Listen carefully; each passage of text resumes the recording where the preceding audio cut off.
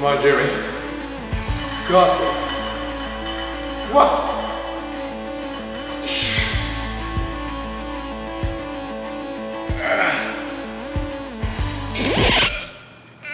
There's one exercise that is the most stubborn and frustrating exercise to improve on, it's got to be the overhead press. It's just one of those exercises where it seems impossible to progress on regardless of what you do. And if you can relate to this, then you've probably attempted to break through this plateau by just hammering away at it with some more volume and some more reps. Yet you're probably met with little to no success. Now, although there are various ways that we can try to program our workouts to break us past this plateau, the truth is that many individuals just aren't ready to overhead press to begin with. More specifically, they lack the sufficient range of motion and mobility in key areas that then makes it considerably harder for them to press weight overhead, which is why it may seem like you can't get any stronger with your overhead pressing regardless of what you do. So in this video, I'll cover 2 such restrictions that are the most common culprits and how to test if you're actually restricted in these areas. Fix these areas and your pressing will feel so much smoother. You'll finally be able to start seeing some progress with your overhead pressing, and who knows, maybe you'll even grow to love this pain in the ass exercise. The first restriction that's limiting your strength with the overhead press is poor mobility in your thoracic spine, or in other words, your mid-back. Given the high amount of sitting and slouching that most of us do every day, our mid-backs get locked up into this forward hunch position. This then negatively affects our overhead press since an inability to extend at the mid-back has been shown to limit shoulder strength during overhead movements. And to illustrate why exactly this is, here on the left is someone with poor mid-back mobility, and here on the right is someone with better mid-back mobility. Now, when we press weight overhead, our upper arm cannot elevate past the point where it's roughly in line with the shoulder blade. So with a tight, rounded mid-back, you can see that your shoulder blade can't tip back as much, and as a result, your arm won't be able to achieve a full range of motion overhead. Whereas if your mid-back is able to extend back, it gives your shoulder blade room to tip back and hence enables your arm to effectively press overhead.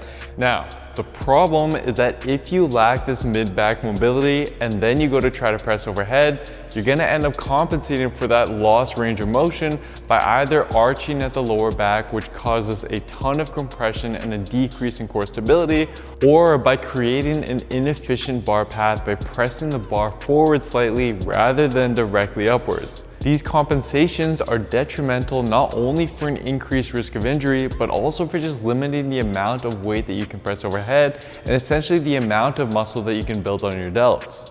In addition to this though, a tight mid-back often comes with tight lats as well. And given the attachment points of this muscle on the upper arm and its function to pull the arm down, you can see how tight lats can also restrict your overhead pressing ability by creating a downward pulling resistance every time you try to press your weight overhead. Which is why many of you watching will likely feel quite a bit of resistance even when you just press your arms overhead with no weight at all. And is again why many of you will tend to arch the lower back whenever you attempt to press overhead. Now, with that being said, there are 2 simple tests that you can do to determine if there's sufficient extension in your mid-back and sufficient mobility in your lats for overhead pressing to be a good fit in your current program. First, we're going to test your mid-back mobility with something called the occiput-to-Wall test, a test that's been shown to have high validity and a strong correlation when it comes to screening for thoracic mobility restrictions. To perform the test, stand with your heels, butt, and back flat against the wall.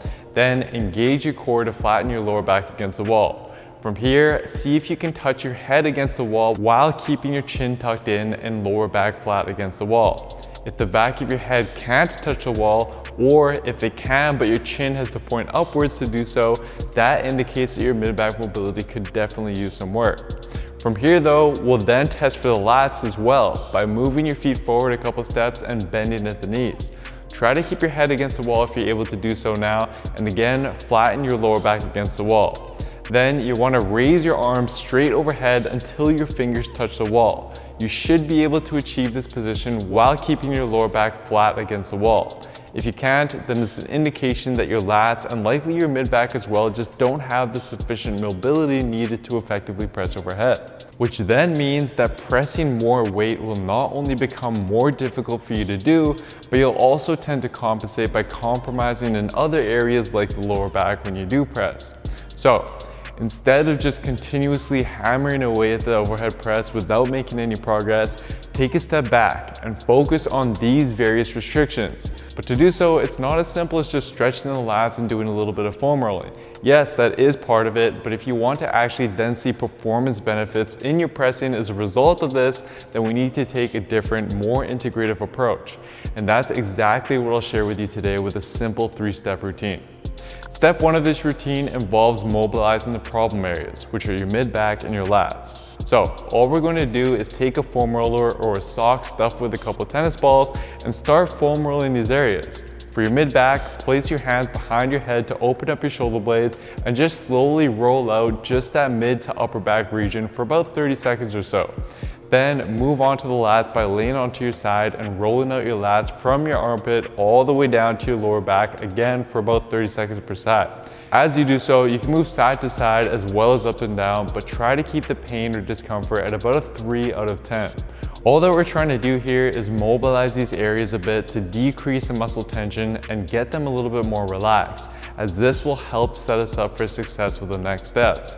Now, on that note, if you don't have a foam roller or a tennis ball handy, or if you just like to experiment with another way of mobilizing these areas, then you can use the following alternative. For these, you just place your elbows on top of a bench or couch with your hands together, engage your abs, and then sit your hips back into your heels while simultaneously dropping your chest towards the ground. Hold that bottom position for a few deep breaths while keeping your core contracted before returning back up, and then repeat for more reps. You should feel this stretch in your mid-back as well as your lats. And for an even deeper stretch in your lats, you can hold on to any sort of stick or pole with an underhand grip like so and bend your elbows behind your head. Next, it's time to move on to active stretching. After any sort of passive stretching or foam rolling like we did in step 1, which can temporarily increase your mobility and decrease tightness, it's important to follow that up with now actively moving these muscles through their full range of motion to lock in the mobility gains that you previously made. It's basically teaching your brain how to now use your increased mobility from step 1. To do so, there's 2 active stretches that we're going to use. First, we'll focus on the lats with an active lat stretch. For these, get into the starting position with your butt on your heels and your forearms on the ground like so. Then bend your torso over to one side. From here, reach up and around as far as you can by really thinking about pushing your arm outwards. Hold the end position for a second or 2 before returning to perform more reps. You should feel a deep stretch in your lats down along the side of your body that you're reaching with. To deepen the stretch even further, you can simply bend to one side a little bit more during the setup. You'll want to repeat this for about 5 to 10 reps per side. Next, we're going to move on to seated wall slides, a move that'll not only further actively stretch our lats, but will also teach us how to use our increased thoracic mobility in an overhead pressing motion similar to the overhead press. To set up, sit down against the wall and crawl your feet as close as you can towards your butt. Engage your core and contract your glutes so that your lower back isn't excessively arching off of the wall. Instead, there should be no or at least very little space between the wall and your back. The back of your head should also be touching the wall with your chin tucked. Next, perform a wall slide by placing your elbows and wrists on the wall and slowly press your arms up and down against the wall like so. As you do so, focus on keeping your back as flat as you can against the wall rather than arched, and keep your elbows and wrists in contact with the wall as you slide them up and down. You want to perform about 10 to 15 reps of this. Now, if these are quite difficult for you to do without keeping all that intact, don't worry about it. Perform it as best as you can for now, even if your back comes off the wall and even if your wrist can't stay against the wall. Just keep practicing and your form will improve over time. The great thing about this exercise though is that it not only prevents your lower back from compensating, but it also helps engage your mid and lower traps in your back as you slide your arms overhead, which are important muscles that play a major role in stabilizing your overhead press. So expect to feel these mid-back muscles working as you perform this movement. Next is the final piece of the puzzle. After improving your mobility with the previous 2 steps, it's important to now transfer and ingrain that into your overhead pressing so that your brain understands how to use that increased range of motion under load, which will help achieve our goal of actually boosting your performance in that movement. To do so, you'll want to over time progress through the following exercises, since each will progressively challenge your mobility a little bit more. So first up is the kneeling single arm kettlebell or dumbbell overhead press. Then progress to the standing single arm dumbbell press. Then progress to the standing 2-arm dumbbell press. And then finally, if you wish to do so, you can now progress to the standing barbell overhead press. For all of these progressions though, keep your core and glutes engaged to avoid arching your lower back, and press straight overhead to fully utilize that increased range of motion. But basically, the idea is that you place the progression you're at into your program where you'd normally be overhead pressing, or just add that movement as extra assistance work. Then after a week or 2, once you master that progression with more load and feel like you've achieved adequate range of motion in your lats and your mid back in that pressing pattern, you can move on to the next progression. So to summarize the action plan, what I'd recommend is to perform step 1 and step 2 on a regular basis just to improve your mobility as quickly as possible. You'll also want to do these 2 steps as a warm-up before you perform whatever progression you're at from step 3. Work through the progressions over time, and eventually you'll be back to your normal barbell overhead pressing, but this time it'll feel much smoother and you'll very likely be able to work up to much heavier weights than you were prior to this. And at this point, your pressing movements alone should be enough to help maintain that increased mobility that you've achieved, meaning that you'll no longer be having to do those mobility exercises anymore, or at least not as often. And trust me, I know that corrective exercises are not fun. But if you want to stop spinning your wheels in the gym and actually break through the plateaus that you're stuck in, then you need to address these things, as it'll pay off with more gains and less injury in the long run. And for a step-by-step program that shows you exactly how to incorporate important corrective exercises like these into a weekly training routine so that you can build lean muscle and break through plateaus in the most effective way possible, and simply head on over to buildwithscience.com and take the analysis quiz to discover which of our science-based programs is best for you and where your body is currently at. Anyways, that is it for today, guys. Thank you so much for watching. I hope you enjoyed this one.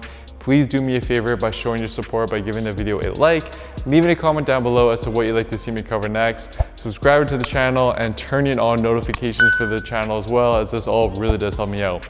Thank you so much, everyone, and I'll see you next time.